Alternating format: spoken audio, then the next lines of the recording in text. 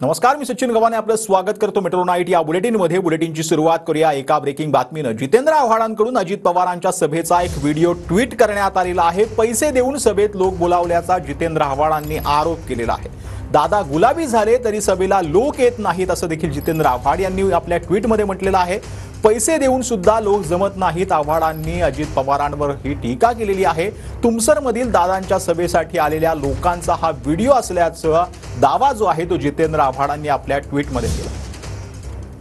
जितेंद्र आव्हाड यांनी आपल्या ट्विटमध्ये नक्की काय म्हटलेलं आहे ते आपण पाहतो आहोत। पैसे देऊन वोट घेणे, पैसे देऊन लोक जमा करणे ही या सत्ताधाऱ्यांची आता सवय झाली आहे असं जितेंद्र आव्हाड यांनी म्हटलंय। तर एकंदरीतच या कारभारामुळे लोक इतकी वैतागलेली आहेत की ते कशाला साथ देत नाहीत असं देखील जितेंद्र आव्हाड यांनी म्हटलंय। पांढरे कपडे सोडून गुलाबी झालेले अजित दादा यांच्या सभेला सुद्धा लोक येत नाहीत असं देखील आव्हाड यांनी म्हटलेलं आहे।